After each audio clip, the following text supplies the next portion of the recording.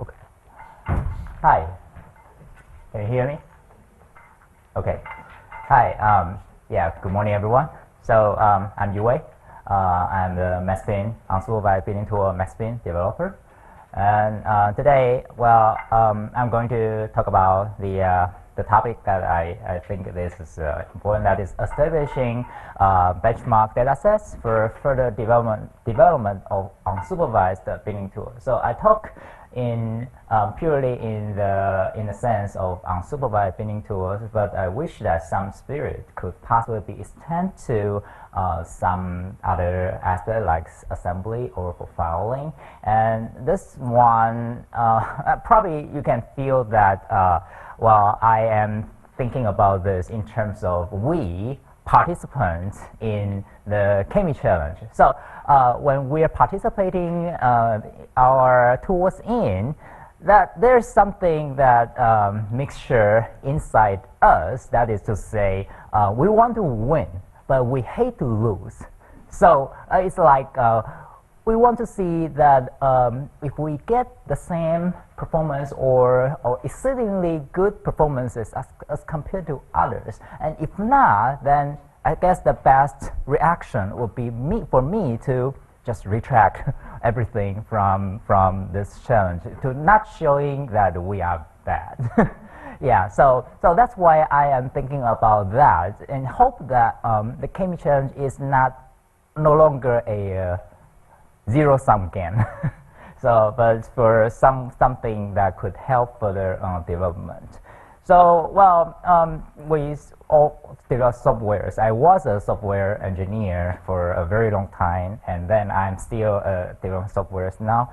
And all kinds of software are developed to satisfy one or more user needs. So, say, for example, my Maspin was developed since I don't want to really get something manually from the genomes. I want to make something automated. And so that's the reason that I developed Maspin. And just around the time that Maspin published, the two other tools are also published, like Concat and Group M also published in a very short time, suggesting that we probably all submitted at about the same period of time, or more or less. Yeah. So my slides will be. This is probably the most boring slides that I have made today, because I don't really have a fancy plot. These are just some thoughts. So sorry about that. But I want to just share some of my thoughts. So this is like arena, the CAMI challenge that we all entered and trying to fight each other to win. And to win is good, but what if we lose? This is my point. And the reason for CAMI that I identify is because we all have biases in measuring the software wellnesses. So for this aspect, I really appreciate the CAMI challenge to provide such a unbiased ground so that we can all measure our performance. I actually heard of CAMI challenge at the end of June 2015. so I used 2 weeks to generate everything, including all the Docker images, the results, and submitted into the CAMI challenge just in time. Okay. The biases. We software developers all have our own biases, and I still remember that 12 years ago, when I was working for a cell phone company, we want to make something that conforms to the protocol that the industry developed, and this one needs to be get certified. And we think we have already thought of all possible solutions that the users may encounter, and then we're confident that we are the best. But we get to the certification and found that we still miss maybe 50% of all the test cases. Okay, there are all other possibilities that we cannot think of. Yeah, these are the biases that we all face. So we'll see the same seems contradictory result, like A is better than B and B is better than A coexist. Is that possible? it's true. Yeah, it's possible because we all have biases in creating our own data sets. Yeah. So one thing that I want to see is for CAMI to become the gold standard for measuring all kinds of metagenomics tools. And in my case, it's of course spinning. And people will come to this site and download the test asset, running program, and get unbiased evaluation results from the CAMI website or via a Docker image. Yeah. So CAMI well, of course we will have second or even third CAMI, and this is not really an actual test or practical test. This is a test before the pre-test to the actual test. So it will I believe that we can still do a lot of tests that is going on. Yeah. So well, one thing that I don't like zero-sum game is, as I explained, this is people don't hate to lose, but there are still a lot of things that we can say from the evaluations. Let's say, for example, A performs better than in binding high coverage genomes than B. C is able to deal with low coverage genomes than others. D gets the purest genomes when the number of samples is at least n, then E performs quite well on high coverage, so on and so forth. And you can think of all possible combination for that. And for me, I'm quite happy to see that even though MaxBin does not recover a lot of genomes from the metagenomes, it actually get quite pure genomes in all the test cases. This is what I'm happy to see. So I don't get overall win, but I get something from that, and which give me confidence that, well, this is working. Okay. So I believe this works. Almost all software can find a niche that they work better than others.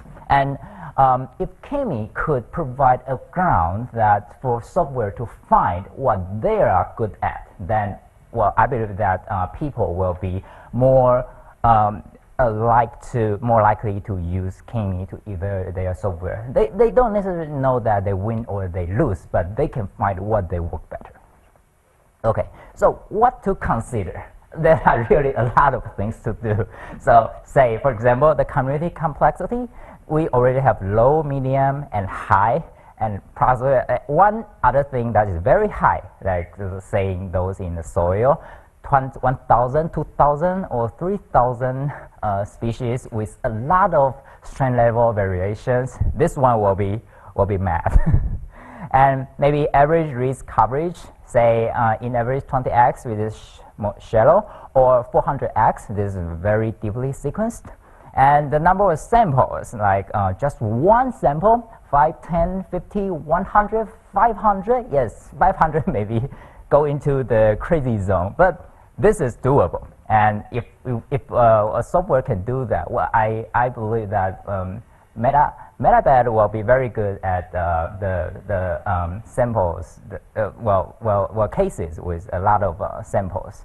Yeah, Concord will probably do that, and MaxBin not so much. And also, the assemblers will have different their own biases as well. So perhaps one binner will be good at one kind of assembler, and the other binner will be good at the other assembler. I'm just saying maybe, because I don't really know if that is true, but it is possible. And if there are there closely related organisms inside, and how close are they? Or if in the metagenomes, are there eukaryotic sequences? Are there viruses? So can the binners correctly identify all these organisms? Okay, so, well, I was once told by a biologist that do not trust co-assembly, and he only want to get genomes from one and only one sample. So can we tell him what tool is best in this regard? Or on the other hand, so when someone really want to do that, can he develop a tool and he come to CAMI and know that how good his software is? Is his software good at recovering genomes from just one sample, or not so much? Okay, so this is my a very far-fetched goal, which is the software diagnostic. It's not really an arena anymore. This is for diagnostic. We can make CAMI as a diagnostic playground that people will come to this website and check this and that and know how good their software are. So say if that is an imaginary case, of course. So say someone develop a unsupervised binning tool, then he submit it into CAMI, and then we can tell him that, well, your software is good at binning high coverage genomes, and you rank second among all other tools. Your software can deal with sample sizes smaller than 5, better than larger than 5. You cannot recover genomes with coverage smaller than 3, etc., etc. All these things that he can get a huge amount of information from CAMI, not just a precision recall, ARI or F-score, not just that, but all this information. And I do believe that software developers want to see that. The benefit is, of course, people want to see how their niches are. But there are still a lot of hurdles that implementation for the criteria evaluation will be very difficult because they cannot be simply represented by precision accuracy. So say high coverage genomes are recovered better. This one, I'm pretty sure that we can already represent this information, but what about others? So that means we probably need to implement a huge amount of variety of metrics that could tell software how they are doing. And again, how to allow users evaluate data set, that is also a question. So say I am a developer. So last year I barely entered the CAMI challenge and waited until this March to see how good my software is. But is this what users really want? Of course, I'm not saying that this is slow or something, because this is by any chance this is the first CAMI challenge, and we are thinking about that, and I really appreciate the CAMI fellows who make this possible. I'm thinking about some future terms. Let's say 2 years later or 5 years later. So someone come to this website and he submitted a tool. So he probably want to see the result within 1 week. Yeah. So he probably need to run tests by himself, or he can run tests on the website. And so again, in my past experience, some certification for our cell phone, we actually go to the company place and run maybe 144 tests in 1 day. So we run from this one, first one, second one, third one, and we run through that, and if there's an error, we correct this. And if we run all the test cases, maybe 90% of the test cases passes, then we get the certificate. Okay, so maybe this is what the future CAMI can think about. Yeah, probably this is no longer a challenge anymore. This will become a evaluation, a diagnostic website. So yeah. So these are the thoughts that I generated from a point of view as a participant, and this is what I presume that what the future CAMI could become. Yeah. So this is pretty much that I want to share today. So I sincerely appreciate the CAMI fellow to make it possible again, and which make me aware how good my software is, not just on the data sets that I generated by myself, but on the unbiased data sets that are generated by you guys. And also, I thank my supervisor Steven Singer for supporting my research and development of the unsupervised binning tool. So, thank you very much.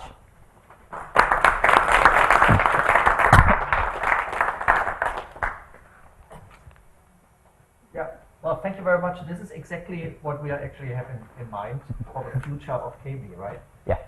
Not only organizing challenges like every other year maybe, probably not every year, but exactly as you mentioned, like using this as like a benchmark website where people can upload either their data or their tools and benchmark it against other tools. Yeah, yeah.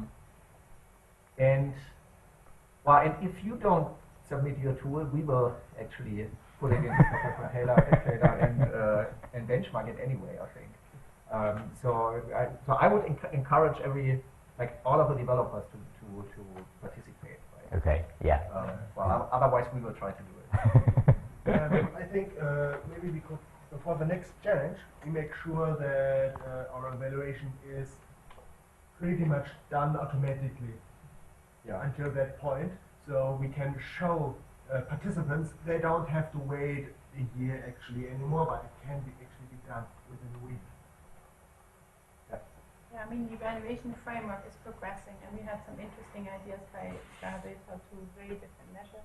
I don't know, maybe you have some thoughts on how one could do, I don't know, maybe select subsets. What we're doing manually now has been selecting subsets of the data and recomputing measures. Can this also be automated in a sensible way? That would go along those lines, right? Looking at lower bundle and higher bundles, different taxonomic distances, all of that. So I think we have to think about how to best do that.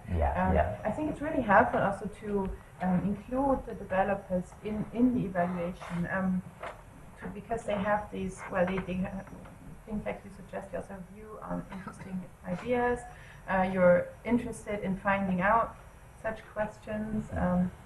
Is it possible to, I don't know, so far Peter Bellman is I think the largest maintainer of the front end, right? But would it be, or developer of the whole system? Would it be possible to have some others contribute things they would like to see in such a system? Yes, of course. I mean, the idea is that we open source the system one day, and then we will, of course, at the moment it's just one repository. And we want to modularize it and to prepare different repositories that can be maintained independent of each other. But even if we say we have this, I don't know if you mean that people develop their own versions, but if you have they contribute. Yeah, they contribute. Oh, okay, right. So they contribute, and then this is all included in the BFIB. For example, I used the evaluation tool was made by Johannes. Yes. I used this as a basis to do some modification and submitted my modification in the evaluation tool. Then we run the data. So let's say yesterday, Alice mentioned about adding precision and recall into the metrics of the unsupervised binning tool. And right now we probably need to do it manually, which is fine. But you're talking about like in the future, maybe we can go into the system and do some source code maintenance, and then just calculate adding one metric so that the precision and recall could show up automatically. Is that okay? So not only submitting Docker containers for your tools, but also evaluation containers, let's say. So if you, exactly the questions you have, you can have like hundreds of different questions, right? What you're interested in, or let's say what you're focusing on while you are developing a tool. You might have very different questions in mind, right? But also, when you look at different data sets, you want to know which tool is actually the best. And for these kinds of questions, you can come up with different evaluation pipelines, basically. Right. And then one idea would be that you are actually able to submit such evaluation pipelines also, and then just run it through like all the data we have already. Right. Of course, including the developer into the evaluation could be possibly, I'm not sure, but since, for example, I want to show that I'm good at this, so I get added into evaluation. So I'm not really sure if people will think this will be biased again, or. I mean, it has to be. You would then other people would basically would be run by other people. Yeah. So that many people agree this is a sensible thing to do. Okay. And then, I mean, one person does it at one particular point in time, but at the next challenge there will be new data sets, other things. So, and the measure will still be there and can be used. Right. Yeah. Yeah. So all these things would be we implemented. So answering these kind of more specific questions, the best way to do that would also be using evaluation containers. Is that the idea? Extension of evaluation containers? Answering these very specific questions, you mean? Probably, I don't know. I'm not sure. It depends on if you really can answer the question in such a general kind of evaluation. I mean, I saw a lot of things which I thought we are doing at the moment, but manually, right?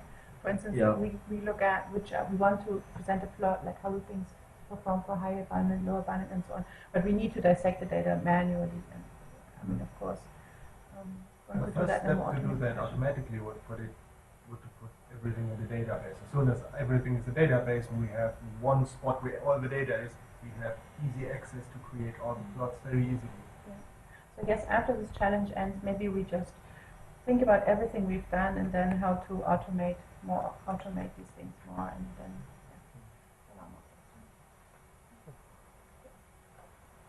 more. Thank you very much. Well, thank you very much. Thank you again. Very nice talk.